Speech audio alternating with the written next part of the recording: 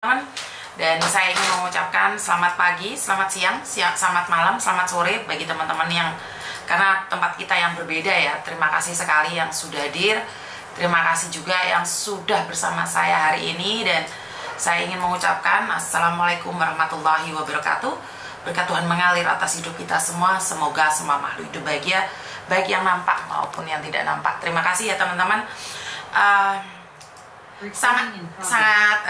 Sangat sedih sekali ya saat saya jujur membaca salah satu komen dari Jepang tentang apa yang saya lakukan kemarin tentang Mas Andre, almarhum Mas Andre. Jadi ternyata ada beberapa orang yang saya tidak paham dia gagal paham atau memang dia sengaja ingin mengatakan seperti itu. Jadi demi FYP Yuni menghalalkan segala cara.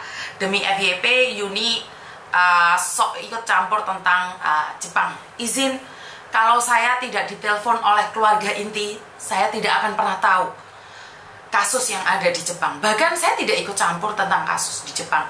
Sebagai rakyat biasa, boleh dong saya mempertanyakan kehadiran pemerintah itu untuk apa? Kan harusnya pemerintah mengcover semua itu.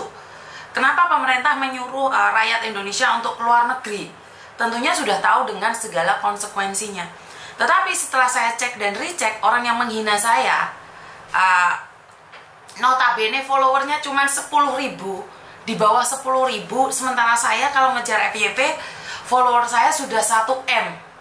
Jadi dia yang pingin FYP atau saya yang pingin FYP. Kadang-kadang saya di sini ada cermin besar di sebelah saya bercermin pada diri sendiri. Benarkah saya ingin mencari sensasi FYP?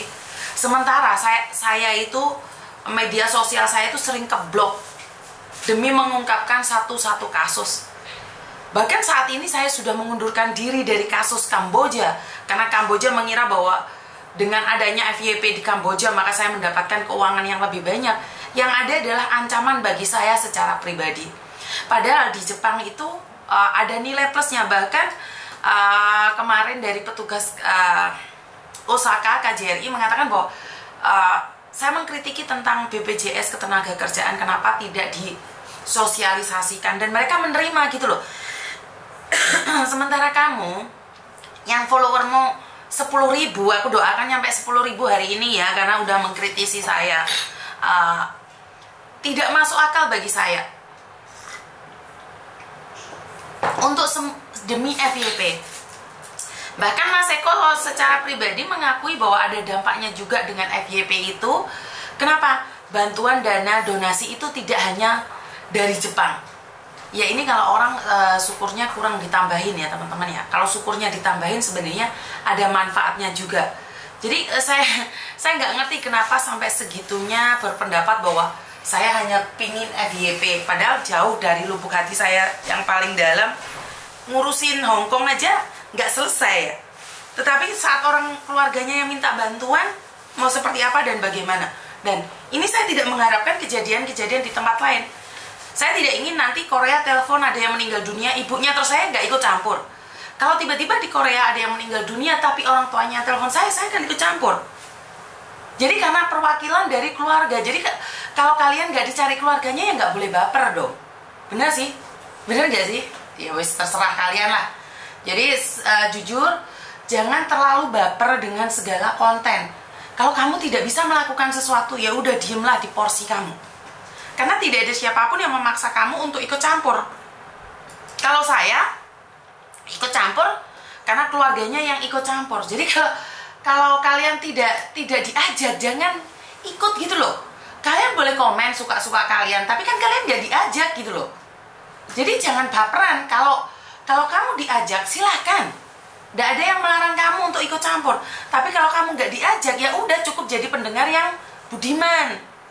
Ngerti nggak sih? Maka dari itu saya nggak ngerti nih, prinsip orang beda-beda. Yang pingin FYP kamu, tapi fitnahnya ke saya. Sama dengan orang yang dia sendiri buka PT, tapi memfitnah saya mau buka PT di depan rumah saya. Saya nggak ada dampaknya. Kamu mau buka PT, sementara sekarang PT ada ontran-ontran di mana katanya mau dimintain uang itu siapa itu salah satu TikToker itu. Jadi sebenarnya jangan dilihat dari sisi jeleknya. Kita harus melihat dari dua sisi. Kalau kamu tidak bisa membantu, ya udah diamlah. Jadi seperti itu ya teman-teman ya. Jadi kalau kalian tidak diajak jangan ikut. Tapi kalau keluarga inti yang telepon, ibunya yang telepon, keluarganya yang telepon, kalian tidak bisa menghalang-halangi orang untuk membantu orang lain. Kamu itu nggak bisa menghalang-halangi orang untuk membantu. Kamu itu tidak bisa melakukan apa-apa, dan belum tentu juga kamu dipercaya oleh keluarganya gitu loh. Kamu nggak punya power, ya udah diem di situ sambil build the trust. Jadi saya itu melakukan ini tidak ujuk-ujuk. Jadi saya tidak ujuk-ujuk melok-melok ini enggak. Jadi keluarganya telepon saya, keluarga inti. Wong tetangganya telepon, saudaranya telepon aja saya nggak mau kok. Jadi karena keluarga inti, makanya saya selalu bilang sama keluarga buat video. Jadi lek ono sing ngelokno aku enak lek nabrak. Karena cangkeme wong-wong gak nulungi, gak ngewangi, tapi melok rame. Bener gak sih? Melok rame. Melok rame. Gak usah ditanggapin wis. Bukan. Biar orang tahu. Karena dia adalah pendatang baru di media sosial saya. Follower kamu aja masih di bawah 10.000. Jadi lihat dulu keadaan, situasi, baru komen. Nah inilah yang akan menjadikan Indonesia emas. Orang-orang yang cuman satu bait saja udah merasa pinter, baru tahu tentang sesuatu konten, baru tahu, udah komen, udah merasa Jepang mau saya kuasai. Siapa yang mau dikuasai Jepang itu siapa? Hah? Siapa yang ingin menguasai Jepang? Tepuk dada tanya selera. Kemarin Taiwan, katanya saya ingin menguasai Taiwan. Saya letakkan kok Taiwan. Kamboja ingin saya kuasai, ambil. Itu masih ada beberapa jenazah Kamboja. Nanti Korea, nanti ada yang bilang saya ingin menguasai Korea lagi. Apa sih kalian ini? Kalau kalian tidak bisa melakukan sesuatu, jika kamu tidak bisa menanam padi, jangan tumbuh menjadi ilalang. Jangan menghalang-halangi orang. Bener gak sih? Nanti tiba-tiba ada kasus Korea nih, nanti kalian heboh nih, Yuni pingin menguasai Korea. Ada saja. Terserah lah. Seolah-olah saya ini ingin menguasai dunia persilatan. Enggak lah, ambil saja. Tapi ingat, saya itu membutuhkan waktu hampir 20 tahun untuk belajar, untuk mengetahui bagaimana caranya pemulangan jenazah, bagaimana caranya menanyakan kepada pemerintah, bagaimana caranya seperti ini, seperti itu. Dan perlu diingat, rekod kemarin 2 jenazah dalam jangka waktu 2 hari itu bisa menghasilkan 300 juta dalam jangka waktu 2 hari. Pemulangan jenazah Oki yang berasal dari Amerika dan Sulastri Ningsih yang berasal dari Taiwan. Maksud saya adalah tempat kerjanya. Mereka semuanya dari Indonesia. Itu 2 hari saja loh. Dalam jangka waktu 2 hari saya bisa mendapatkan uang 300 juta. Dan saya stop. Saya donasinya nggak berlanjut gitu loh. Saya stop. Dan saya itu hari ini masih tetap punya utang janji 1. Marksik. Marksik itu keuangannya tetap segitu, nggak nambah. Saya untuk pemulangan jenazah Marsik itu nggak nambah. Saya tuh sedih banget. Kenapa? Karena Marsik saat ini jenazahnya masih terbujur kaku di Kamboja. Jadi kalau kalian ingin memperdebatkan seseorang pemulangan jenazah, kenapa negara harus memikirkan jenazah yang sudah mati? Karena mereka yang dari Jepang pahlawan devisa loh. Nggak sama kayak kamu yang setiap hari cuma minta jatah dari pemerintah. Kita, pejuang devisa, kita itu tidak pernah memakai APBN negara. Kita nggak pernah pakai APBN negara. Itu yang harus diingat-ingat. Yang harus diingat-ingat dari pejuang devisa tidak pernah pakai APBN.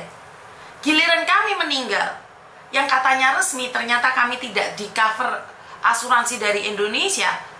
Salahkah kami meminta pertimbangan dari pemerintah Indonesia? Hah? Salah. Kami salah. Kami tidak punya jabatan, tapi tiba-tiba kami memiliki titel pahlawan devisa. Pahlawan devisa yang tidak dihargai. Pahlawan devisa yang tidak dihargai. Tiba-tiba dijadikan pahlawan aja, tiba-tiba dikasih karpet merah aja. Tapi cuma ngomong doang. Di sana-sana teriak-teriak tentang pahlawan devisa, pada faktanya ada nggak yang menghargai pahlawan devisa? Bullshit. Mereka cuma ngomong doang. Bener nggak sih? Bener, itu fakta, itu nyata.